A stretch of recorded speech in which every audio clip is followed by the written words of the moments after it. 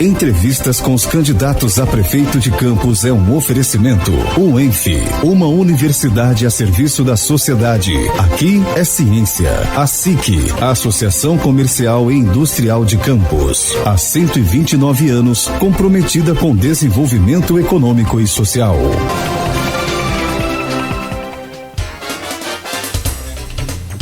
Sete horas 35 minutos em Campos, estamos de volta com o Folha no Ar, primeira edição, e agora a gente conversa com o candidato Vladimir Garotinho à Prefeitura de Campos, já presente conosco, a quem agradeço aí a presença, a paciência lá com os testes, essa coisa toda, e trago o seu bom dia, candidato, é um prazer, seja bem-vindo mais uma vez ao Folha no Ar, primeira edição, esse especial em entrevistas aí com todos os candidatos. Bom dia, Vladimir.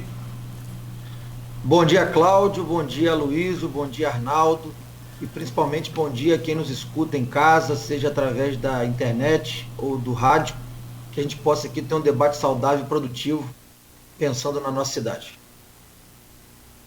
Bom dia, candidato, obrigado pela presença novamente. Eu vou começar com a pergunta que eu faço a todos os candidatos, né, sobre o principal problema de Campos, que não é político eleitoral, é financeiro. Como eu disse aqui na abertura, a Folha fez uma série de 11 painéis, de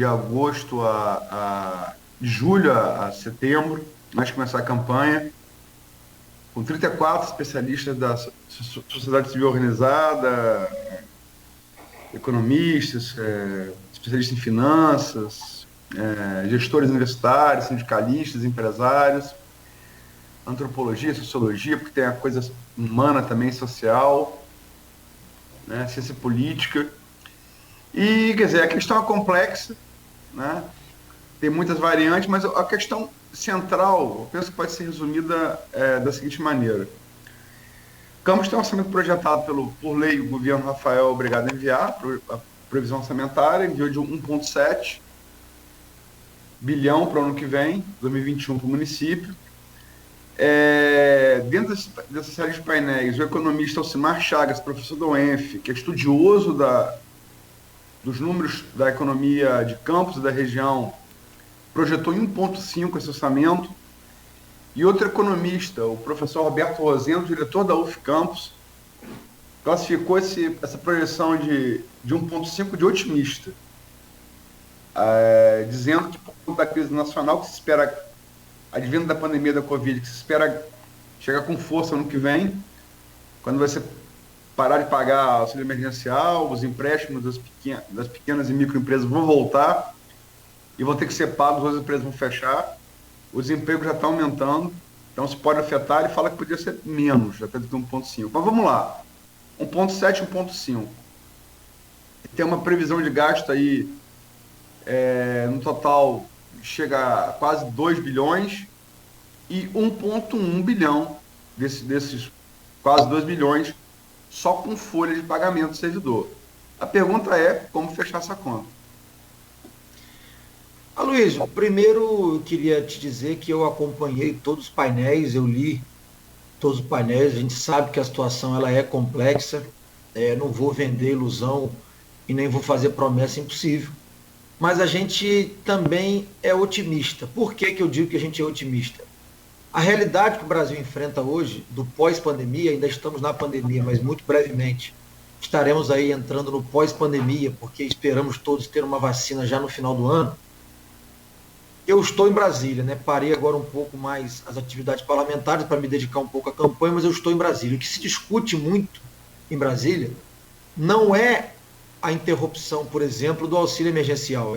Esse auxílio vai ser estendido para o próximo ano, talvez trocando o nome, mas ele vai ser estendido para o próximo ano, então vai dar um cerco de proteção social para as pessoas que precisam e também para manter a economia ativa durante um período.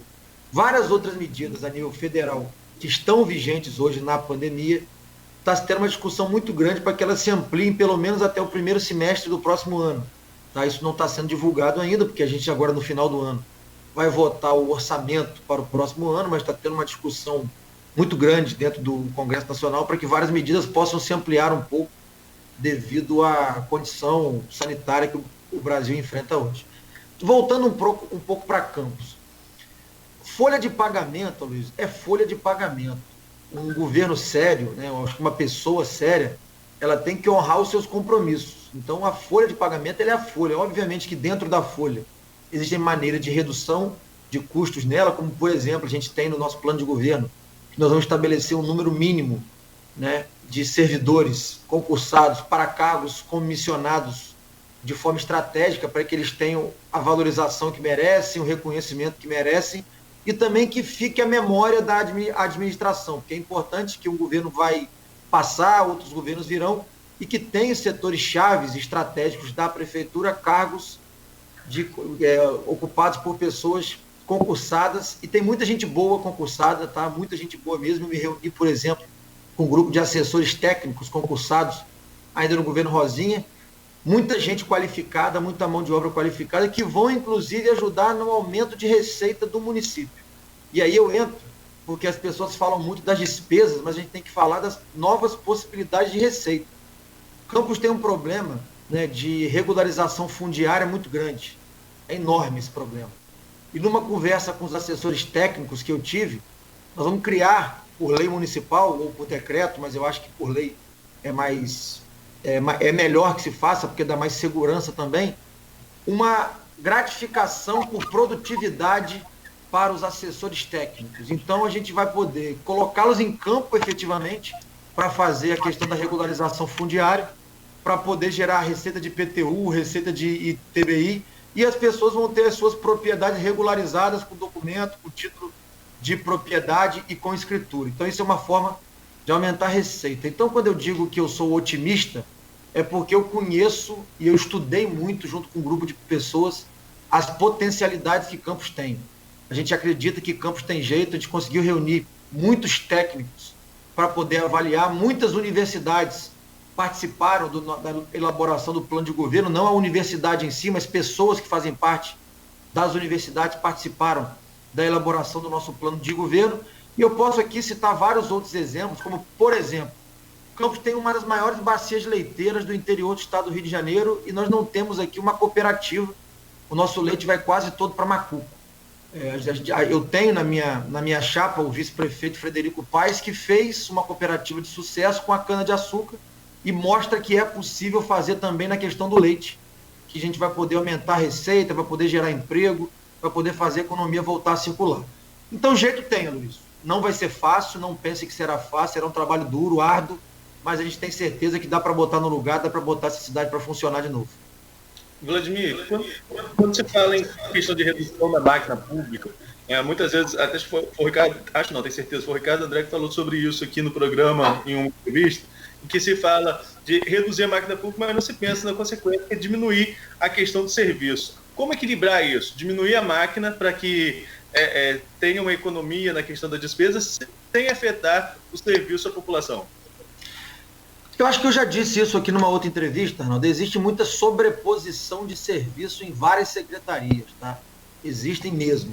A gente está identificando, até porque temos pessoas experientes que identificam isso de maneira bem clara. E eu disse para as pessoas que participaram do plano de governo que nós vamos acabar com aquela história de feudo em secretaria. A secretaria de fulano de tal, então tem que ter o serviço tal para agradar fulano. Não, nós vamos fazer uma divisão técnica dos serviços, tá? E vamos acabar com sobreposição de serviços, consequentemente a gente acaba reduzindo o número de equipamentos públicos, porque não tem necessidade de haver sobreposição de serviços se a gente tiver o serviço muito bem linkado a uma secretaria que funcione. A gente não precisa ter sobreposição para poder ficar criando espaçozinhos para ter cabides ou então espaçozinhos para ter feudo de alguém.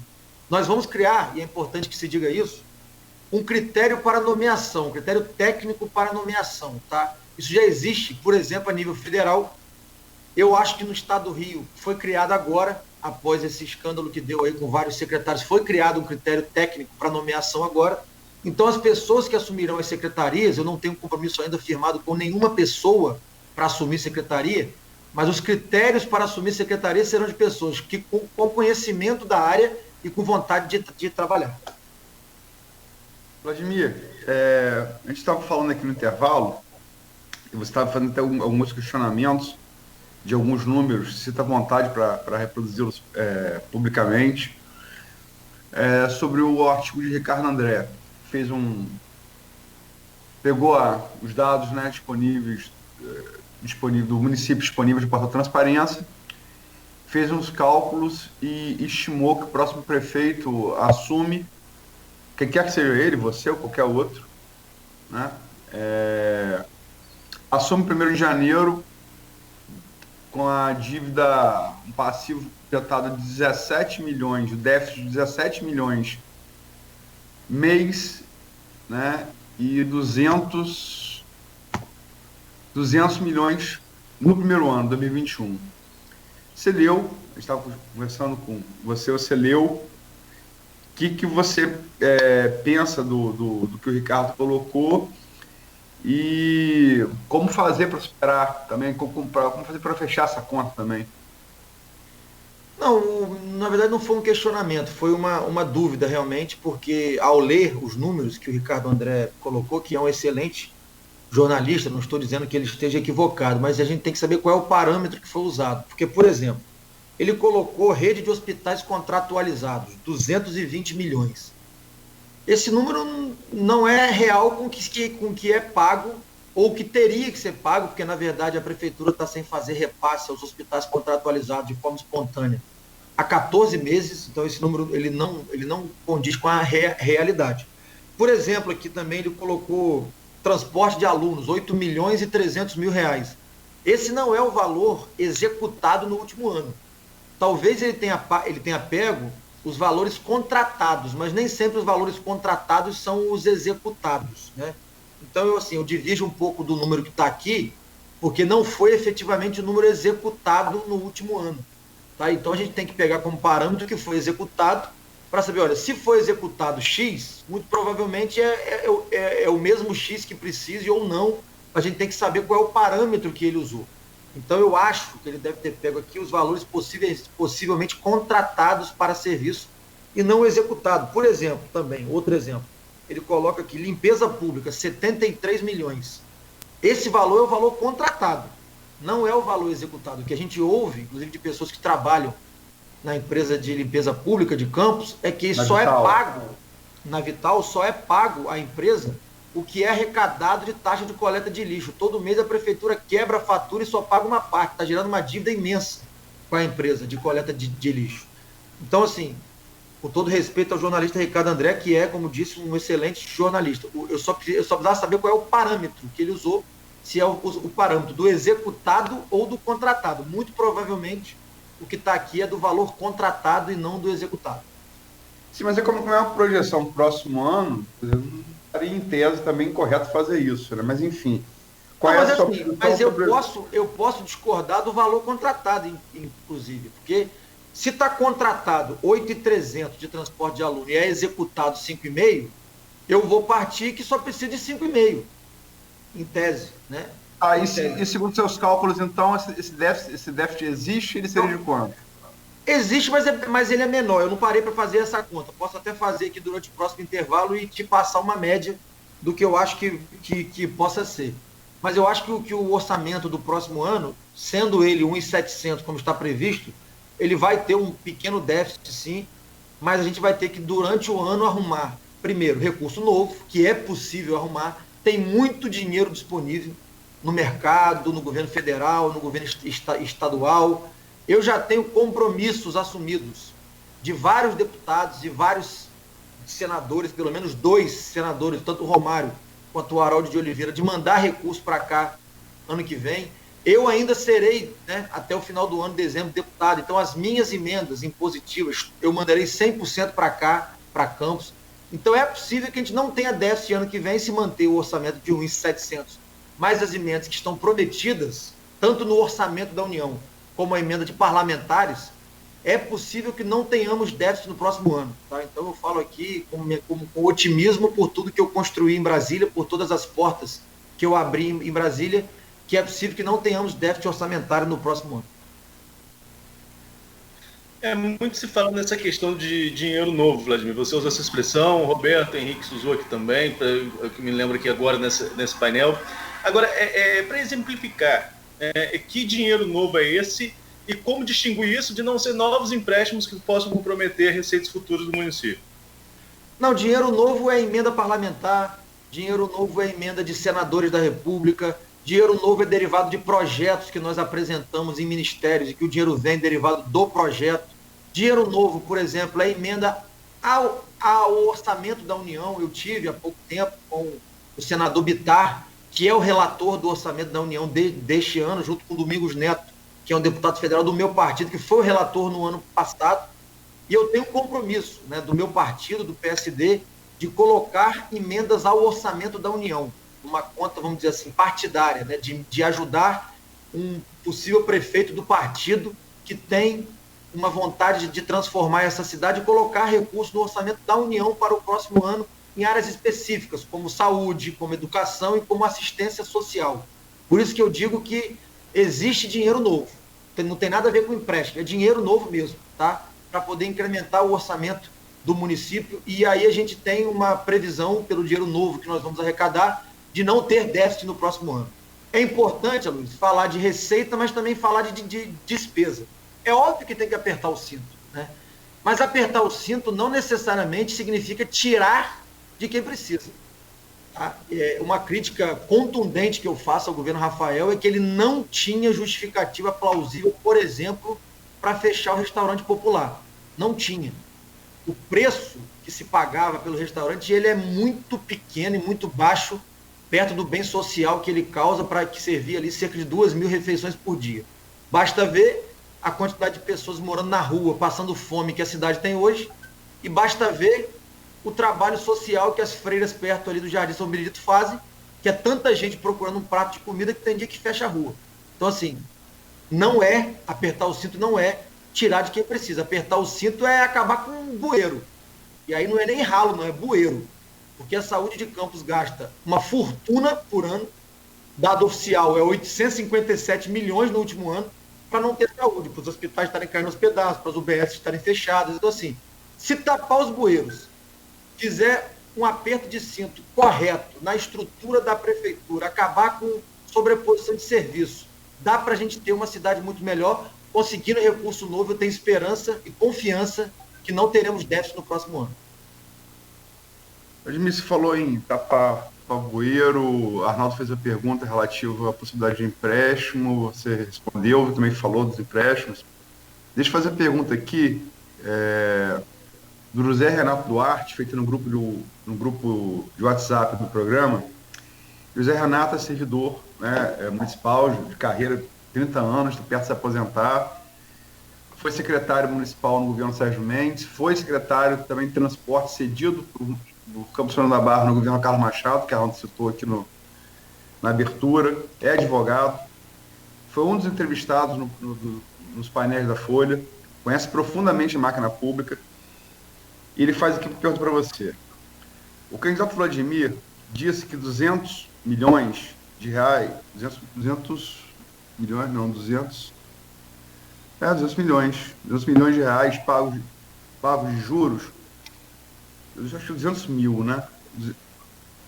200 milhões, não, 200 milhões mesmo. 200 milhões de reais pagos de juros correspondentes aos empréstimos realizados no governo de sua mãe é uma mixaria. Não.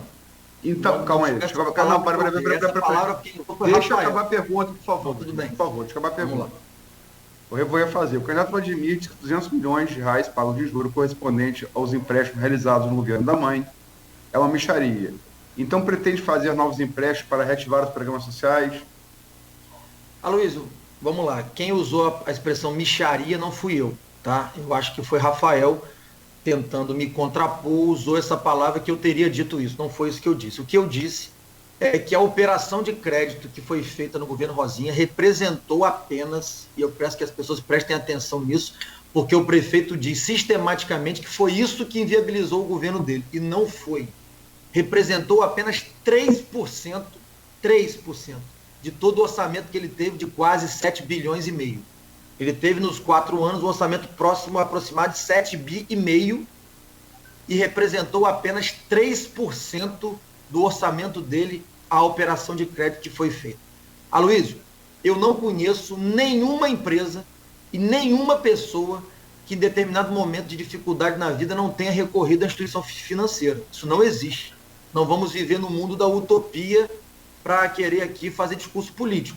Quando se passa dificuldade, se passa aperto, mas a gente tem que manter os serviços funcionando, qualquer empresa, qualquer pessoa e qualquer ente público, o governo Bolsonaro acabou de fazer agora para poder bancar o auxílio emergencial. Pegou empréstimo internacional, inclusive. Não conheço nenhuma prefeitura que não tenha tentado pegar ou que não tenha pego. Então, assim, isso é normal na administração privada e na administração pública e na vida. Todas as pessoas recorrem. Foi feito lá atrás, no momento de necessidade, com a queda brusca e abrupta do barril do petróleo, que se contava, ele estava na casa de R$ 120 e caiu para menos de 30, para não interromper os serviços básicos, para não deixar funcionários sem receber, foi feita uma operação de crédito. Então, assim, ela só custou, repito, 3% de todo o orçamento que Rafael teve. Não foi isso que inviabilizou o governo Rafael. O que inviabilizou o governo Rafael foi incompetência. O que inviabilizou o governo Rafael foi uma equipe muito fraca. O que inviabilizou o governo Rafael foi não pensar nas pessoas. Foi isso que inviabilizou o governo Rafael. Não foi a operação de crédito. Eu digo isso sempre. E repito com maior tranquilidade. Não foi. Tá? Os 3% que ele está dizendo que é uma mixaria de 200 milhões, que não é uma mixaria, 200 milhões é muito dinheiro, mas não foi isso que inviabilizou o governo Rafael. Eu posso afirmar isso categoricamente, porque, repito, nós estudamos essa cidade, Luiz. Eu duvido mesmo, que qualquer outro candidato tenha estudado a cidade com um grupo de pessoas como nós estudamos. Ficamos 10 meses, Luiz, num grupo de 114 pessoas estudando a cidade, olhando o orçamento, olhando como era gasto esse orçamento, olhando os problemas, olhando as possíveis soluções. Por isso eu posso afirmar com a maior tranquilidade que Campos tem jeito, e que vai ter jeito. Nós vamos botar no lugar a partir de janeiro. Vladimir, com relação a essa questão das emendas, eu queria só a gente esclarecer um ponto. Emendas, claro, que são bem-vindas, são necessárias, né? É até um ponto que a gente pode discutir lá na frente, a questão de Campos ficar sem representatividade, no caso de você ser eleito prefeito, Campos ficar sem representatividade em Brasília, mas emenda, necessariamente, ela é para investimento. E o grande problema de Campos não ser... Desculpa discordar de você, não. Emenda pode ser tanto para investimento quanto para custeio. Pode ser para custeio? Pode, com certeza pode. Porque a informação que eu tinha que seria somente para investimento. Não, negativo. Eu, por exemplo, como deputado, eu posso colocar a minha emenda, se eu quiser, 100% em custeio de saúde. Essa informação não sei quem te passou, mas quem te passou está equivocado. Tá, ok. Vladimir, só para voltar, está chegando aí ao final do primeiro bloco, para voltar à série de painéis e repetir perguntas aqui a você que eu fiz a todos os demais candidatos. Você tem sindicalista, você tem empresário, você tem gestor universitário, professor universitário de economia, professor universitário de ciência política, de sociologia, quer dizer, são formações muito diferentes, né, visões de mundo diferentes, interesses, no caso do sindicato empresários, sindicatos Ciprozep, CEP, CIMEC, Sindipetro, e empresários, interesses muitas vezes antagônicos, na velha luta de classe aí do velho Marx,